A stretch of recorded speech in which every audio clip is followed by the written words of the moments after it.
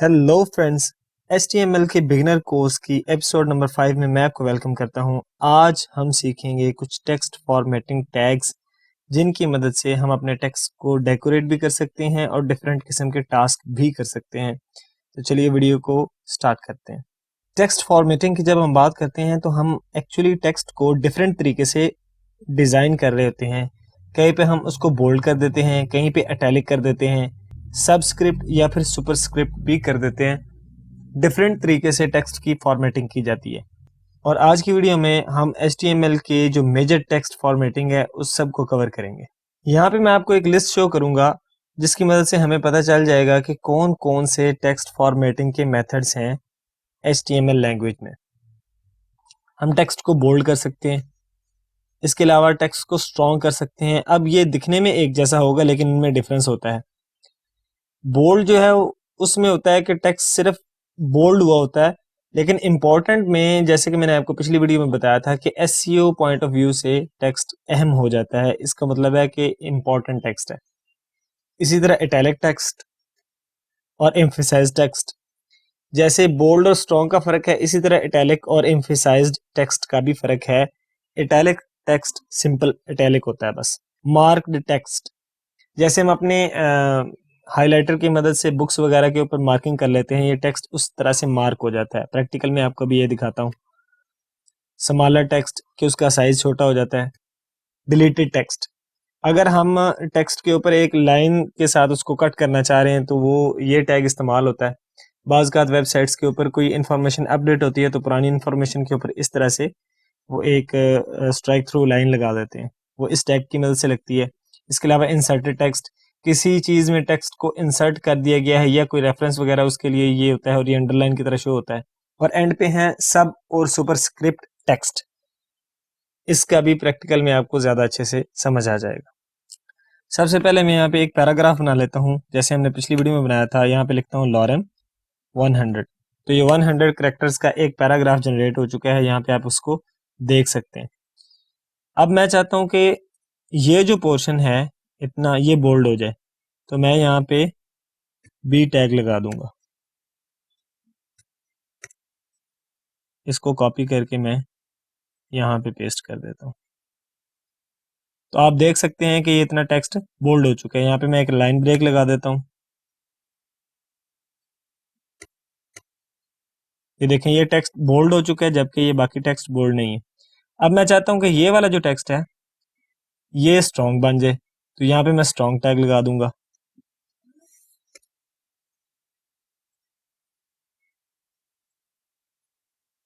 और यहाँ पे फिर से मैं एक लाइन ब्रेक टैग लगा देता हूँ।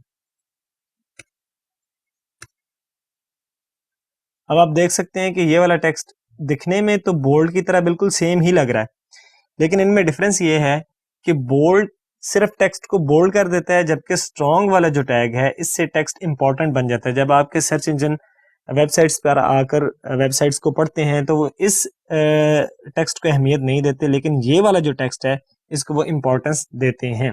तो कीवर्ड्स को बाज़ बोल्ड करना एसईओ के लिए अच्छा नहीं रहता, लेकिन अगर उसको स्ट्रॉन्ग टैग में लिख दिया जाए तो वो अच्छा इम्पैक्ट हो सकता है। अब मैं चाहता हूँ कि इतना जो मेरा टेक्स्ट है ये इटैलिक हो जाए, तो बिल्कुल उसी तरह से इटैलिक टैग में यहाँ पे लगाऊंगा।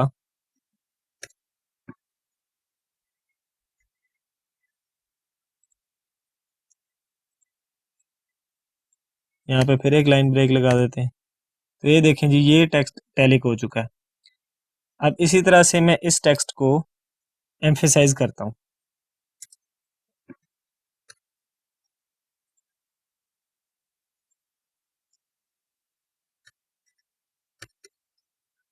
तो यहाँ पे आप देख सकते हैं कि ये भी दोनों दिखने में सेम है, लेकिन इन दोनों में वही फर्क है जो बोल्ड और स्ट्रॉन्ग में है, यानी कि एम्फेसाइज टेक्स्ट इंपॉर्टेंट होता है। इसके बाद हमारा आता है मार्क टैग। यहाँ पे मैं मार्क लगा लेता हूँ।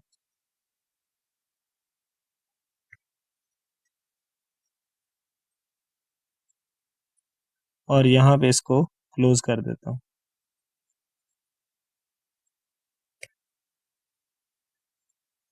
तो ये देख सकते हैं आप कि ये टेक्स्ट मार्क हो चुका है, जैसे हम अपनी बुक्स में टेक्स्ट को मार्क किया करते थे। इसके बाद टेक्स्ट को अगर स्मॉल बनाना हो तो यहाँ पे हम स्मॉल टैग का यूज करेंगे, स्मॉल।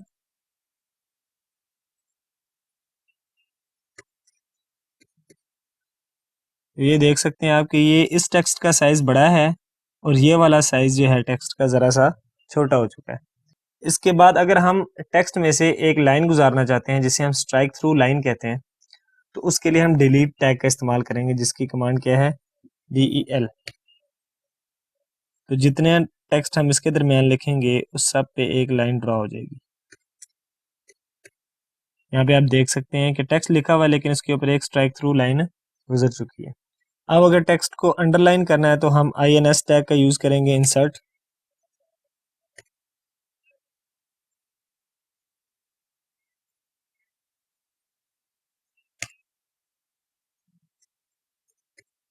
ये देखें, ये हमारा टेक्स्ट अंडरलाइन हो चुका है।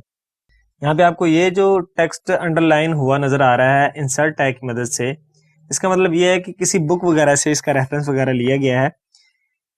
ये सिंपल अंडरलाइन नहीं है बल्कि इंपॉर्टेंट टेक्स्ट है। अगर आपने टेक्स्ट को सिंपली अंडरलाइन करना है तो उसके लिए हम यू टैग का इस्तेमाल करते हैं। जस्ट आप यू लिखेंगे तो आपका टेक्स्ट अंडरलाइन हो जाएगा। जैसे कि अब आप यहाँ पे देख सकते हैं कि दोनों में दिखने में फ़र्क नहीं है, लेकिन ये इंपॉर्टेंट टेक्स्ट है और ये सिंपली है। इसी तरह बोल्ड और इटैलिक का भी था। अब हम बात कर लेते हैं जी सबस्क्रिप्ट और सुपरस्क्रिप्ट टैग्स की। अगर हमने लिखना हो H2O तो उसको हम कैसे लिखेंगे? यहाँ लाइन ब्रेक यूज करते हैं तो देखिए आपको H2O इस तरह से लिखा आ रहा है। यहाँ पे मैं एक दो और लाइन ब्रेक्स लगा देता हूँ ताकि आपको ये क्लियर नजर आ सके। ये देखें H2O इस तरह से लिखा नजर आ रहा है, लेकिन हम तो इसको दूसरे तरीके से लिखना चाहते हैं, O को हम बड़ा कर लेते हैं। तो इसके लिए हम सबस्क्रिप्ट का यूज करेंगे।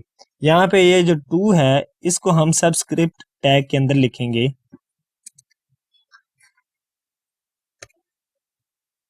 ये हमारा सबस्क्रिप्ट टैग आ गया। तो अब आप देख सकते हैं कि ये हमारा प्रॉपर H2O लिखा जा चुका है। सही है जी, H को भी बड़ा कर लेते हैं। इसी तरह से अगर आपने एक्स स्क्वायर लिखना हो तो फिर कैसे लिखेंगे?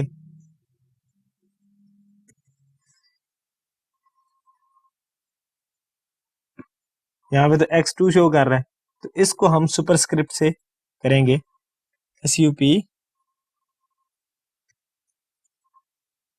और इसी को हम इधर क्लोज कर देंगे। तो ये हमारी एक्स स्क्वायर की पावर बन गई। तो मैथमेटिकल एक्सप्रेशंस में या जो हम बनाते हैं इक्वेशंस, उनके अंदर जब हमने सबस्क्रिप्ट और सुपरस्क्रिप्ट टेक्स्ट बनाना होता है तो तब हम सबस्क्रिप्ट और सुपरस्क्रिप्ट टैग का यूज कर लेते हैं, और इस तरह से H2 और एक्स स्क्वायर हम आसानी से लिख सकते हैं।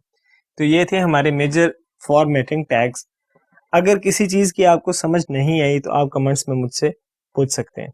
अगर आपको ये वीडियो हमारी अच्छी लगी है तो चैनल को ज़रूर सब्सक्राइब करें, क्योंकि हम इस पे आने वाले वक्तों में बहुत ज़्यादा कंटेंट अपलोड करने वाले हैं। वीडियो को लाइक और शेयर लाजमी करें ताकि आपके दोस्त भी इससे फ़ायदा उठा सकें।